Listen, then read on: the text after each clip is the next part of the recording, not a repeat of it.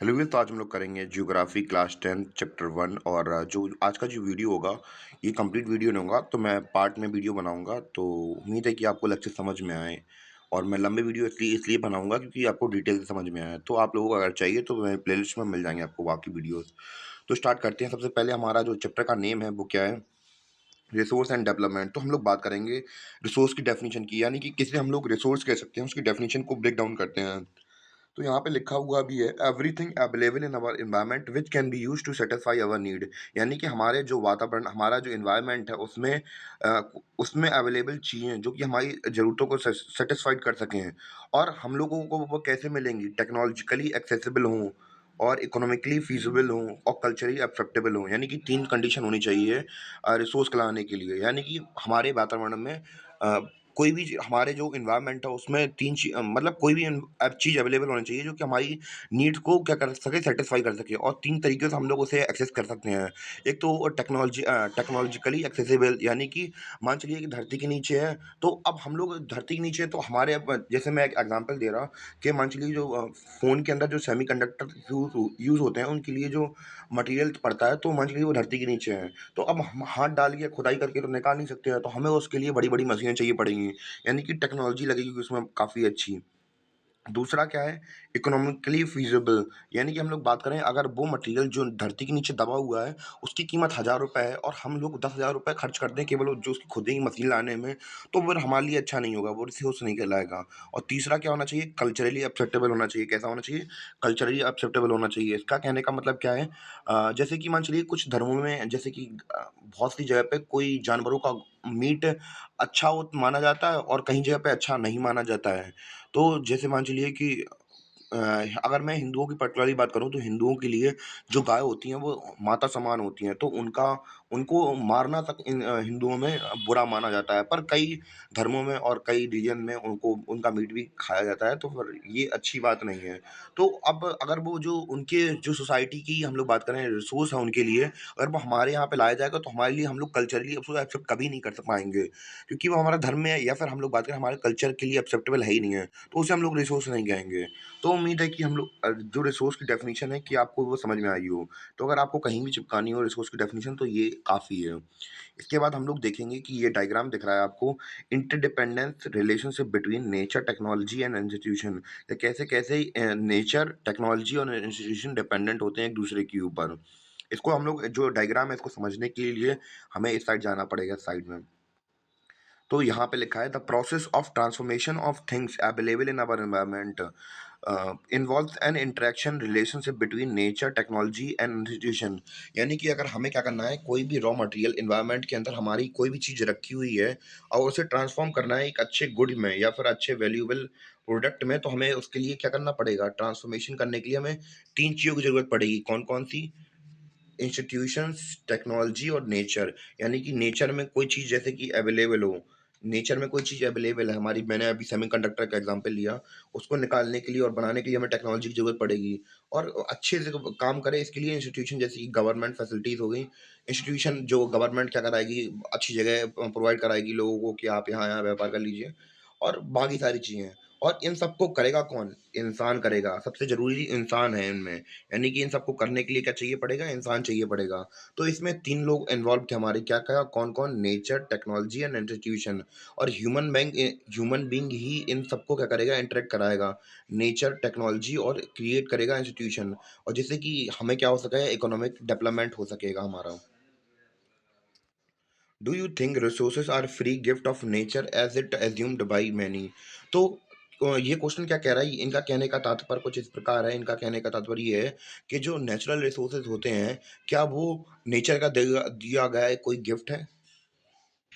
तो जैसा कि मैंने अभी हाल कहा कि इन्होंने हमसे क्वेश्चन पूछा, do you think the resource are free gift of nature assumed by many? तो क्या नेचर के द्वारा जो, मतलब नेचर के द्वारा हमें रिसोर्सेज क्या फ्री में मिल जाते हैं? तो ऐसा हम लोग बात करें, ऐसा एक्चुअली नहीं होता है। मैं थोड़ा एक कलर निकाल लूँ यहाँ पे, ये क्या चीज़ है? अच्छा नहीं लग रहा ये कलर, अच्छा निकाल लूँ पहले मैं, हल्का लाइट कलर। तो हाँ, तो क्या जो नेचर के द्वारा हमें रिसोर्सेज मिलते हैं, क्या वो हमारे लिए उनका नेचर का गिफ्ट है? नहीं, दे आर नॉट। क्यों नहीं है?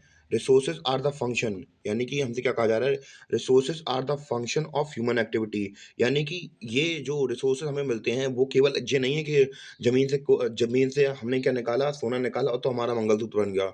तो इसको करने के लिए किसकी जरूरत पड़ेगी, उसे मंगलसूत्र बनाने के लिए, फिर इम्पोर्टेंट या फिर अच्छी ज्वेलरी बनाने के लिए किसकी जरूरत पड़ेगी, इंसानों की जरूरत पड़ेगी।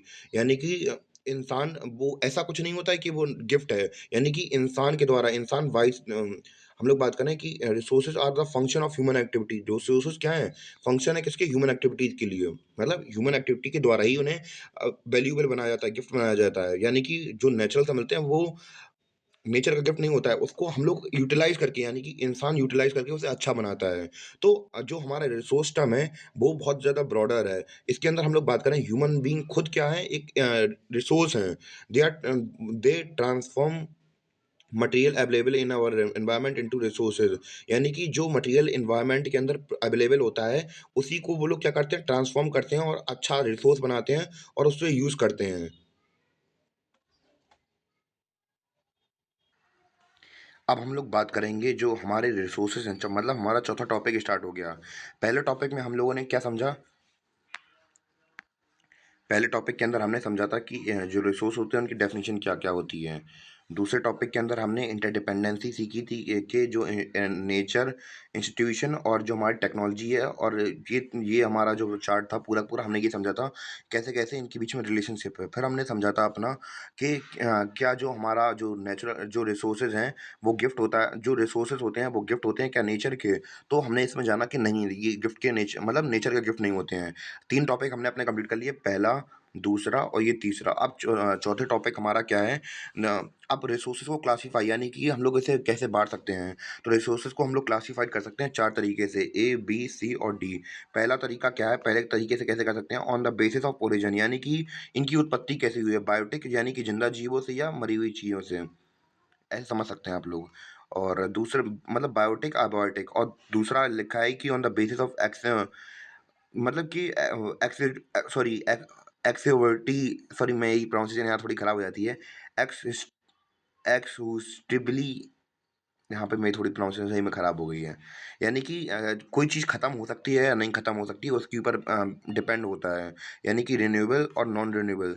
यानी कि कोई जैसे कि हम लोग बात करें कि कोल हुआ या फिर पेट्रोलियम हुआ, तो ये क्या है, हमारे नॉन रिन्यूएबल रिसोर्सेज हैं, यानी कि इनकी उत्पत्ति दोबारा नहीं हो सकती है। और रिन्यूएबल रिसोर्सेज क्या क्या होते हैं, रिन्यूएबल रिसोर्सेज के अंदर हमारा जैसे सोलर एनर्जी हुई, या फिर सोलर एनर्जी हुई, या फिर हम लोग बात करें वाटर एनर्जी हुई, जैसे कि या फिर विंड मिल वगैरह हुए, तो ये सब क्या है, विंड एनर्जी हुई, तो ये सब एग्जाम्पल है किसके, रिन्यूएबल रिसोर्सेज के। यानी कि इनकी उत्पत्ति हम लोग दोबारा से कर सकते हैं। पर जो पेट्रोल एक बार खत्म हो गया तो मान चलिए, जो पेट्रोल बनता है तो कैसे बनता है, जो एनिमल होते हैं करोड़ों सालों तक धरती के नीचे दबे रहते हैं, जानवर जो पुराने समय के जीव थे, उनके जो डिके बॉडी होती है उससे बनता है पेट्रोलियम। तो अब क्या हम लोग किसी जिंदा जीवों को मार के गाड़ के रखेंगे क्या पेट्रोलियम के लिए हजारों सालों तक?